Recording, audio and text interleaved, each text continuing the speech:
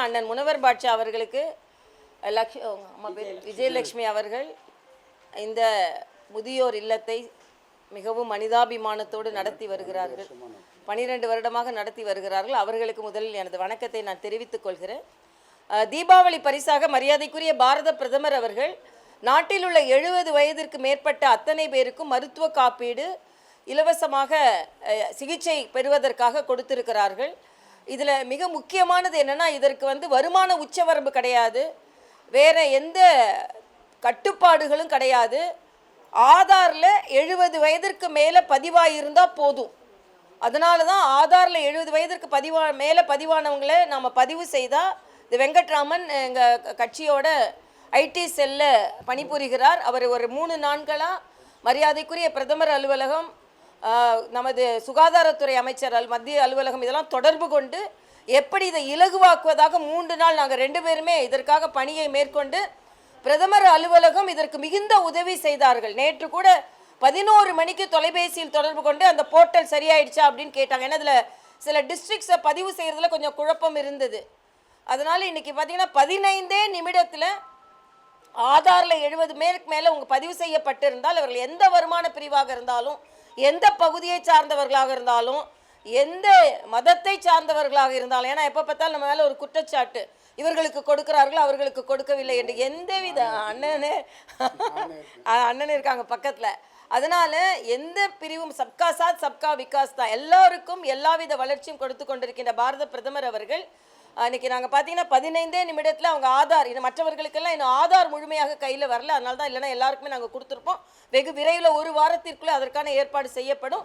இது ஒரு விழிப்புணர்வு நிகழ்ச்சியாகவே நாம் பத்திரிகை சகோதரர்கள் நான் வேண்டி கேட்டுக்கொள்வது, நம்ம வீட்டில் இருக்கலாம், நம்ம பக்கத்து வீட்டில் இருக்கலாம், நமது உறவினர்கள் இருக்கலாம், இந்த 70 வயதுக்கு மேற்பட்டவர்கள் பதிவு செய்து இந்த கார்டை கையில் வைத்து கொண்டால் 5 லட்சம் வரை அவர்களுக்கு உயர் சிகிச்சை முழுமையாக கிடைக்கும். அதற்கு மரியாதைக்குரிய பாரத பிரதமருக்கு நான் எனது மனமார்ந்த நன்றியை நான் தெரிவித்துக் கொள்கிறேன். ஏனென்றால் மருத்துவராக இருக்கிறதுனால சில 100 ரூபாய்கள் இல்லாததற்காக உயிர்கள் இழப்புகளை எல்லாம் நாம் பார்த்துருக்கிறோம். அதனால் இது ஒரு மிகப்பெரிய வாய்ப்பு, இந்த நிலை மக்களுக்கு கிடைக்க வேண்டும். அதனால தான் இப்போது பிரதமரின் காப்பீடு திட்டமும் முதல்வரின் காப்பீடு திட்டமும் இணைக்கப்பட்டது தமிழ்நாட்டில். ஆனால் எப்போ பார்த்தாலும் முதல்வரின் காப்பீடு திட்டம் இருப்பதை போல மட்டுமே அது முன்னிறுத்தப்படுகிறது. இந்த ஆயுஷ்மான் திட்டம், அந்த திட்டம் முழுவதுமாக ஆபா கார்டு அப்படின்னு இதுக்கு முன்னால் கூட அவங்க கையில் அந்த கார்டை வச்சுக்கிட்டா அவர்களுக்கு உயர் சிகிச்சை கிடைக்கும். அதனால் மரியாதைக்குரிய பாரத பிரதமர் மக்களுக்கான நல்ல சிகிச்சையை கொடுப்பதற்காக முழு உதவியோடு இருக்கிறார். அவருக்கு நமது நன்றியை தெரிவித்துக் கொள்வோம். தமிழக அரசை பொறுத்த மட்டும் இப்போ மழை வந்துருச்சு. இன்றைக்கி காலையில் நீங்கள் பார்த்தீங்கன்னா ஸ்டார்ம் வாட்டர் மேப்பிங் 85% நடைபெறவில்லை. இன்னைக்கு இவ்வளவு சொல்கிறாங்க. ஒரு சின்ன மழையை வைத்துக்கொண்டு நாங்கள் முழுசாக நாங்கள் நிர்வகிச்சிட்டோம்னு சொல்லி கொண்டு இருக்கிறார்கள். இனிமே தான் மழை வரப்போகுது. நம்ம வெள்ளத்தோடு கூடிய மழை எப்போவும் டிசம்பரில் தான் வரும். அதற்கு என்ன முன்னேற்பாடு என்றால் 85% ஸ்டார்ம் வாட்டர் ட்ரைனேஜ் மேப்பிங் சென்னையில் நடைபெறலை. குறிப்பாக திருவெற்றியூர், இந்த பக்கம் திருவெற்றியூர், இந்த பக்கம் பள்ளிக்கரணை, இந்த பகுதியில் அந்த மேப்பிங்குள்ளே வரவே இல்லை. மேப்பிங்னா என்னென்னா, எங்கெங்கெல்லாம் வெள்ளம் வருவதற்கு வாய்ப்பு இருக்கிறது, எங்கெங்கெல்லாம் கால்வாய்கள் அடைப்பு இருக்கிறது, எங்கேயெல்லாம் பேக் ஃப்ளோ இருக்குது, எங்கேயெல்லாம் நேரோயிங் இருக்குது, எந்த இடத்துலலாம் உடனே சரி செய்யப்பட வேண்டும். ஆக இந்த மேப்பிங் இல்லைன்னா இந்த நமது மாநகரத்தின் வெள்ள தடுப்பை சரியாக செயல்படுத்த முடியாது. ஆக அதற்கான ஸ்கேனிங்கே நம்ம கையில் இல்லை. 2020 ஆரம்பித்து 3000 கிலோமீட்டர் ஸ்டார்ம் வாட்டர் ட்ரைனேஜ் மேப்பிங்கில் 500 கிலோமீட்டர் கூட இந்த மேப்பிங்குள்ளே வரலன்னு சொல்கிறாங்க. இது மிக பெரிய தவறு. மரியாதைக்குரிய முதலமைச்சர் நாங்கள் எங்கேயோ போயிட்டோம், எவ்வளோ பெரிய இடத்துக்கு வந்துட்டோம்னு சொன்னால் கூட மக்கள் இன்னும் தத்தளிக்கிற சூழ்நிலை தான் சென்னையில் நிலவுகிறது. உடனே இந்த தடுப்பு நடவடிக்கை மேற்கொள்ள வேண்டும் என்று நான் பணிவன்புடன் கேட்டுக்கொள்கிறேன். விளம்பரம் மட்டும் தயவு செய்து கொண்டிருக்கார்கள். இன்னும் நாம் மிகப்பெரிய வெள்ளத்தை எதிர்பார்த்து கொண்டிருக்கிறோம். இன்றைக்கி பாருங்கள், காலையிலேருந்து கொஞ்சம் தண்ணியில் நடக்க முடியாத ஒரு சூழ்நிலை தமிழகத்தில் இருக்கிறது. அதே மாதிரி தான் காவிரி நீருக்கு போராடி கொண்டு இருக்கிறோம். நாம் சென்ற ஆண்டு காவேரி மற்றும் 100 TMC நமக்கு தேவையை விட அதிகமாக கிடைத்தது. 50 TMC நேராக கடலில் போய் கலந்துருக்குது. காவேரி படுகையின் விவசாயிகள் என்ன சொல்கிறார்கள் என்றால், 10 தடுப்பணைகள் இதை கட்டியிருந்தால் 1 லட்சம் ஏக்கர் இதில் பலன் பெற்றிருக்கும். அதை பற்றி கொஞ்சம் கூட கவலைப்படாமல் தமிழக அரசு இருந்து கொண்டு, ஒரு ஆண்டுக்கு 2 அணை கட்டியிருந்தா கூட இன்னைக்கு 6, 7 அணை கட்டியிருக்கலாம் அப்படின்னு சொல்றாங்க. ஆக காவிரியில் இருந்து நமக்கு கிடைத்த 100 டிஎம்சியில் 50 டிஎம்சி வீணாக கடலில் கலந்திருக்கிறது. இதற்காக எந்த தொலைநோக்கு திட்டமும் இல்லை. ஆக மழை வெள்ளத்தையும் பாதுகாப்பதற்கு திட்டம் இல்லை, காவிரி வெள்ளத்தையும் பாதுகாப்பதற்கு திட்டம் இல்லை. இப்போ எதைத்தான் இவர்கள் செய்கிறார்கள்? ஆனால் நாங்கள் டாப்பில் இருக்கோம்னு சொல்கிறாங்க. டாப்பில் எதில் இல்லைன்னு இன்னொரு கணக்கு சொல்கிறேன். இன்னைக்கு ஆரம்ப கல்வியில் குழந்தைகள் பள்ளியில் சேர்வது மிக குறைந்த சதவீதம் தமிழகத்தில் தான், 90% தான். இன்னைக்கு காலையில் பத்திரிகையில் நீங்கள் பார்க்கலாம். தெலுங்கானாவில், ஆந்திர பிரதேசத்தில், கேரளாவில், கர்நாடகாவில், எல்லா மாநிலங்களையும் விட தென்பகுதியிலேயே குழந்தைகள் ஆரம்ப கல்வியில் சேர்வது 90% தான் தமிழகத்தில் நடக்கிறது. அதனால் தமிழகம் ஆரம்ப கல்வியில் என்ரோல்மெண்ட்ல ரொம்ப குறைவாக கடைசியில் இருக்கிறது என்ற செய்தி வந்திருக்கிறது. இதையும் பள்ளி கல்வித்துறை கவனிக்க வேண்டும் என்று நான் கேட்டுக்கொள்கிறேன். ஆக எல்லா துறைகளிலும் இப்படி தோல்வி அடைந்து விட்டு இன்னைக்கு அவங்க கூட்டணி கட்சியில் அண்ணன் பாலகிருஷ்ணன் சொல்றாரு, காவல்துறையில் அடக்குமுறை இருக்கிறது, காவல்துறையில் மனித உரிமை மீறப்படுகிறது. அப்படின்னா இல்லை நாங்கள் அந்த கூட்டணியில் தான் இருப்போம். அதே மாதிரி அண்ணன் விடுதலை சிறுத்தைகள் கட்சியை சார்ந்த அண்ணன் எங்களுக்கு உரிமை கொடுக்க மறுக்கிறார்கள், எங்களுக்கு இடம் கொடுக்க மறுக்கிறார், ஆனால் நான் அந்த கூட்டணியில் தான் இருப்போம். அதில் வேணா காங்கிரஸ் எங்களுக்கும் கூட்டணியில் இடம் வேணும், ஆனால் நாங்கள் அதில் தான் இருப்போம். கூட்டணியில் விரிசலே இல்லை. ஆளாளுக்கு ஆளும் கட்சியின் கூட்டணியில் இருந்து எதிர்கருத்துக்களை சொல்லிவிட்டு, ஆனால் அந்த கூட்டணியில் தான் விரிசல் இல்லை என்று விமர்சனங்களை சொல்லி கொண்டு இருக்கிறார்கள். அதனால் 2026 திராவிட முன்னேற்ற கழக கூட்டணிக்கு இவ்வளவு இலகுவாக இருக்கிறது. மக்கள் இன்று கேள்வி கேட்க ஆரம்பித்து விட்டார்கள். இன்னைக்கு பார்த்தீங்கன்னா இந்த மழையில் மக்கள் தத்தளிக்கிறார்கள். அதனால் தமிழக அரசு இன்னும் போர்க்கால அடிப்படையில் பல நடவடிக்கைகளை மேற்கொள்ள வேண்டும். இன்னொரு முக்கியமானது, இன்னைக்கு காலைல ட்விட்டரில் கூட பதிவு செய்திருக்கிறேன்.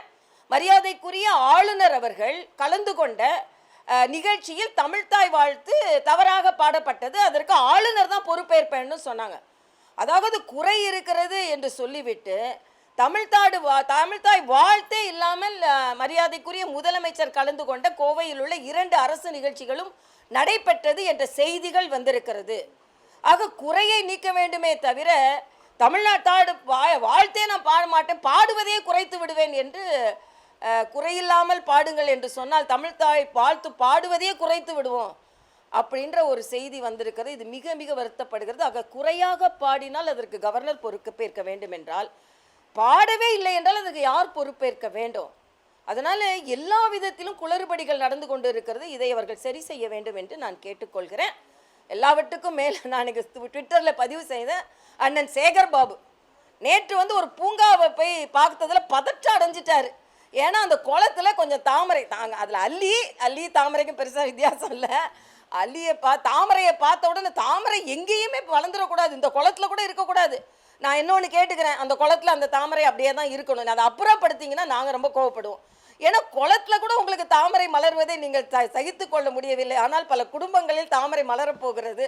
மழை வருது, அதிகமாக மழை வந்தால் குளங்கள் நிரம்புனா அதிகமாக தாமரை மலரும். அதிகமாக தாமரை மலர்னா அண்ணன் சேகர் பாபு டென்ஷன் ஆகிடுவார். ஆனால் தாமரை மலர்வதை யாரும் தடுக்க முடியாது என்பதுதான். ஆக அரசாங்க அதிகாரிகள்கிட்ட கூட அந்த தாமரை பிடிங்கி போடுங்க, அதெல்லாம் தாமரை இயற்கையை கூட அவர்களால் ஒப்புக்கொள்ள முடியவில்லை என்பது எனக்கு ஆச்சரியமாக இருக்கிறது. தாமரையை பார்த்து ஏன் இவ்வளவு பதற்றப்படுகிறார்கள், இவர்கள் பயப்படுகிறார்கள் என்று எனக்கு தெரியவில்லை. அமரன் விவகாரம் தொடர்பாக பார்த்தீங்கன்னா இஸ்லாமியர்கள் தவறாக சித்தரிக்கப்படுகிறார்கள் சொல்லிட்டு இஸ்லாம் அமைப்புகள் போராட்டம் அறிவிச்சிருக்காங்க. இல்லை, இதை நம்ம ஒரு தேசிய இராணுவ படையில் தியாகம் செய்த ஒரு தியாகியான இராணுவ வீரரின் கதையாகத்தான் பார்க்க வேண்டும் என்பது எனது கருத்து. இதில் பல பிரச்சனைகள், இதில் ஜாதி மத இன உணர்வு பிரச்சனைகள் இதில் தலையிடக்கூடாது என்பது எனது தாழ்மையான கருத்து. நாம் இதை தேசத்தையும் தேசபக்தியை மட்டுமே நாம் பார்க்க வேண்டும் என்பதுதான் எனது கருத்து.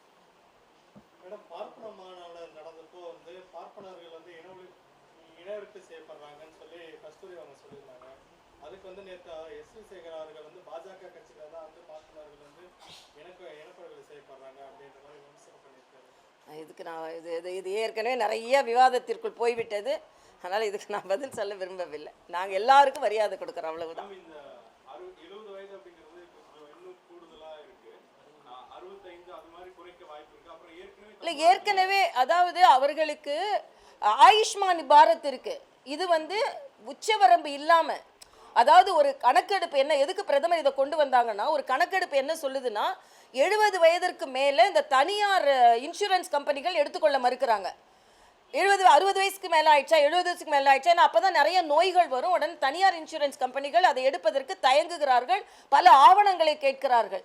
பெரிய செல்வந்தர் வீட்டு அம்மா அப்பாவை கூட பாதுகாப்பது மிகவும் கவலைக்குரியதாக இருக்கிறது என்று அந்த கணக்கெடுப்பை பார்த்துவிட்டு தான் பிரதமர் 70 வயதிற்கு மேலே என்று உச்சவரம்பு இல்லாமல், ஆனால் அதே இது 60 வயதுக்கு 70 வயது வரைக்கும் ஆயுஷ்மான் பாரத் திட்டம் இருக்குது. அதுக்கு வந்து வருமான உச்சவரம்பு இருக்குது. ஏன்னா ஏறக்குறைய வியாதிகளின் இன்சிடென்ட்ஸ் குறைவு அப்படின்றதுக்காக, இல்லவே வராதுன்னு சொல்ல முடியாது, நம்ம அது விகிதாச்சாரத்தை வைத்து அதை நம்ம சொல்கிறோம்.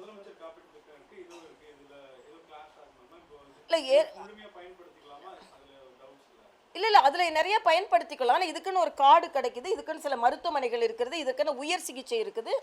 ஆக இதில் இன்னும் அதிகமான பேர் பலன் பெறுவார்கள். அரசோட காப்பீட்டு திட்டமே பெரும்பாலான தனியார் மருத்துவமனைகளை பயன்படுத்த முடியாது, இங்கே செல்லாது அப்படின்றது தொடர்ச்சியாக முயற்சி. இல்லை அதில் என்னென்ன குறைகள் இருக்கிறதோ அது களையப்படணும். ஆனால் இப்போது பெரியவர்களுக்கு என்ன ஒரு ஒரு தன்னம்பிக்கை, தன் பேரில் இப்போ வந்து சில பேர் அவங்க பையனோ பொண்ணோ ஒரு பெரிய நிறுவனங்களில் வேலை செஞ்சு அவங்க அம்மா அப்பான்னு பதிவு செய்திருப்பாங்க. ஆனால் இவர்களுக்கெல்லாம் தன்னம்பிக்கை என்னென்னா, இன்றைக்கி பிரதமரின் காப்பீடு அட்டை ஏன் பேரில் நான் போய் எங்கே அட்மிட் ஆனாலும் 5 லட்சம் வரைக்கும் செலவு பண்ணுறது. ஏன்னா 70 வயதிற்கு மேலே இன்சிடென்ட்ஸ் ஆஃப் டிசீசஸ் அதிகம். அதுக்கு கீழே உள்ளதுக்கு ஆயுஷ்மான் பாரத் கார்டு இருக்குது, பிரதமர் முதலமைச்சர் காப்பீடு திட்டம். ஆயுஷ்மான் திட்டம் பொதுமக்களுக்கு பெரும் விழிப்புணர்வு ஏற்படுத்த முடியல. முதலமைச்சர் காப்பீடு திட்டம் தான் இல்லை இதில் முதலமைச்சர் அண்ட் பிரதமரின் காப்பீடு திட்டம் இணைக்கப்பட்டிருக்கிற தமிழ்நாடோடு அதுதான். இப்போ தெலுங்கானாவில் பிரதமரின் காப்பீடு திட்டத்தை ஏற்றுக்கொள்ள மாட்டோம், நான் ஏற்கனவே எங்களுக்கு இங்கே ஒரு திட்டம் இருக்குது அப்படின்னு சொன்னாங்க. ஆனால் தமிழ்நாடோட மாடல் தான் அப்போ வந்து அதிமுக ஆட்சியில் இருந்தது. மரியாதைக்குரிய விஜயபாஸ்கர் அவர்கள் சுகாதாரத்துறை அமைச்சராக இருந்தாங்க. சகோதரி பீலா ராஜேஷ் அவர்கள் வந்து செயலாளராக இருந்தாங்க. அவங்கக்கிட்ட இருந்து தகவல்களை வாங்கி சென்று நான் தெலுங்கானாவில் ஒப்படைத்து, தெலுங்கானாலையும் இந்த மாடல், அதாவது பிஎம் சிஎம் மாடல் ரெண்டையும் சேர்த்து அது மூலமாக பல லட்சம் பேர், இப்போ தமிழ்நாட்டிலே சிஎம் பிஎம் திட்டத்தை இணைத்ததுனால 80 லட்சம் பேர் அதிகமாக பயனடைகிறார்கள். அதே மாதிரி தெலுங்கானாவில் அது பயனடைந்து அன்றைய முதல்வர் சட்டமன்றத்திலே இதை அறிவித்தார். நமது கவர்னர் அவர்கள் தமிழ்நாடு மாடலை கொண்டு இங்கே எங்களுக்கு சொன்னதுனால நாங்கள் இதை ஏற்றுக்கொள்கிறோம் அப்படின்னு. அங்கே பாக்யலட்சுமின்னு ஒரு திட்டம் இருக்குது, அதனால் அவங்க இதை ஒத்துக்கொள்ளலை. ஆனால் அதுக்கப்புறம் அதை ஒத்துக்கொண்டார்கள். ஏன்னா மாநில சிகிச்சையில் சில குறைபாடுகள் இருக்குது. இப்போ வந்து ஆயுஷ்மான் திட்டத்தில் வந்து எங்கே வேணாலும் போகலாம். இப்போ டெல்லியில் போய் நம்ம ட்ரீட்மெண்ட் எடுக்கலாம், இங்கே உள்ளதில் அதில் கொஞ்சம் குறைபாடுகள் இருக்குது. ஆக பிரதம மந்திரியின் திட்டத்தில் வேறு இடங்களில் சிகிச்சை பெறுவதற்கான உதவிகள் அதிகமாக கிடைக்கிறது.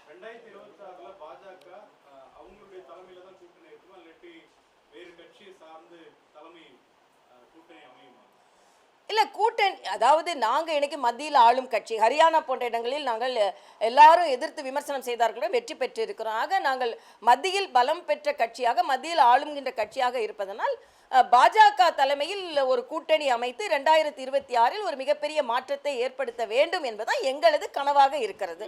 அதுதான் இல்லை விஜய் கான்செப்டுக்கு முன்னாலே நாங்க சொல்ல ஆரம்பிச்சிட்டோம். எங்க மாநில தலைவரும் சொன்னார், நானும் பல பேட்டிகளில் சொல்லி இருக்கிறேன். கான்ட்ரடிக்ஷன் இல்லைன்னா கான்செப்ட் ஒன்றா வேலை செய்யும், கான்செப்ட் ஒன்றா இருக்கலாம். ஆனால் கான்ட்ரடிக்ஷனாக இருந்தால், கொள்கைகள் கான்ட்ரடிக்ஷனாக தான் என்ன செய்ய முடியும்? அதனால் விஜய் இப்போ தான் வந்திருக்காரு, தம்பி கொஞ்சம் கால் ஊன்றட்டும், அதுக்கப்புறம் நம்ம அவரை பற்றி பார்க்கலாம், அவர் கொள்கை என்ன ஏதுன்னு. நாங்கள் வந்து இன்னைக்கு எதிரான அல்ல அவர்கிட்ட நான் ஏற்கனவே சொல்லிட்டேன், ஒரே நாடு ஒரே தேர்தலுக்கு மட்டும் எதிரி இல்லை, ஒரே குடும்பம் ஒரே அதிகாரத்திற்கும் தான் எதிரின்னு சொன்னார். இன்றைக்கும் அப்படிதான். இன்னைக்கு இங்கே திராவிட முன்னேற்ற கழக கூட்டணி ஒரே நாடு ஒரே தேர்தலை எதிர்ப்பார்கள், ஆனால் ஒரே குடும்பம் ஒரே அதிகாரம், அதில் முழுவதுமாக அவர்கள் இன்று இணைந்து பணியாற்றி கொண்டு இருக்கிறார்கள். அதனால இன்னைக்கு இருக்கிற சூழ்நிலையில் அது திமுக கூட இன்னைக்கு எல்லாருமே ஆட்சி அதிகாரத்தில் பங்கு கேட்க ஆரம்பித்து விட்டார்கள். என்ன கேட்டால் 2026 வரைக்கும் கூட திமுக வெயிட் பண்ணக்கூடாது. திராவிட முன்னேற்ற கழக கூட்டணி 2026 தேர்தலுக்கு முன்னாலேயே அவங்க கூட்டணி கட்சிகளுக்கு எல்லாம் உள்ள புழுங்கிக்கிட்டு இருக்காங்க, அதிகாரம் வேண்டும் அதிகாரம் வேண்டும்னு. 2026 அவங்க அதிகாரத்துக்கு வருவதற்கு வாய்ப்பே இல்லை. அதனால் திராவிட முன்னேற்ற கழக கூட்டணி கட்சிகள் கொஞ்சமாவது தமிழ்நாட்டில் அதிகாரத்திற்கு வேணும்னா இப்பவே அதிகார பகிர்வை நீங்கள் வேண்டி கேட்டு பெற்றுக்கொள்ளுங்கள் என்பது எனது கோரிக்கை. தஞ்சையில உதயநிதி அவர் பேசிட்டு இருக்காரு, பாஜக யாரும் சீண்டாத கட்சியா மாறிடுச்சு, அதனால வந்து திமுக ஏதாவது ஒரு பிரச்சனை நடக்குதான்னு பார்த்துட்டு இருக்காங்க. அப்ப இது என்ன தீண்டாத கட்சியா? சீண்டாத கட்சியா தீண்டாத கட்சி? இது நவீன தீண்டாமையா? எந்த கட்சியும் அப்படி சொல்ல முடியாது. திராவிட முன்னேற்ற கழகம் எப்படி இருந்தாங்க, ஒரே ஒரு இடம் வெற்றி பெற்ற நாட்கள் எல்லாம் இருக்குது. மரியாதைக்குரிய முதலமைச்சராக எம்ஜிஆர் அவர்கள் இருக்கும் பொழுது 13 ஆண்டுகள் இவங்கள் சீண்ட முடியாத கட்சியாகவும் இருந்தார்கள். அதனால அரசியல்ல எந்த கட்சியும் இன்னைக்கு ஹரியானால 2009 பாஜகவிற்கு இருந்த இடம் 2. அதே மாதிரி 80களில் இன்றைய ஆளும் பாஜகவுக்கு இருந்த பாராளுமன்ற உறுப்பினர்கள் 2. அதனால நாங்கள் வந்து இன்றைக்கு 4 சட்டமன்ற உறுப்பினர்கள் நிச்சயமாக பன்மடங்கு பெருகி 2026 ஏன் உதயநிதி எங்களை பற்றி பேசுகிறாரு? பயந்து தானே பேசுகிறாரு. குளத்தில் தாமரை பார்த்தா சேகர் பாபுக்கு பதற்றம் வந்துடுது. உதயநிதிக்கு எங்கேயான தாமரைன்னு பேரை பார்த்தாலே பதற்றம் வந்துடுது. சீண்டாத கட்சியில் சீண்டாமல் இருக்க வேண்டியதானே, ஏன் சீண்டி சீண்டி பார்க்குறீங்க? 2026 தேர்தல் தம்பி நிறைய கேள்வி, என்னோட பரீட்சை பேப்பரோட அதிகம் பதில் சொல்லிட்டேன். சொல்லு. 2026 தேர்தல் அண்ணாமலை தலைமையில தேர்தல் சந்திப்பீங்களா? நான் தான் ஏற்கனவே பாரதிய ஜனதா கட்சி தலைவரை சந்திச்சோன்னு சொல்கிறேன். இப்போ சந்தோஷம், வாழ்த்து.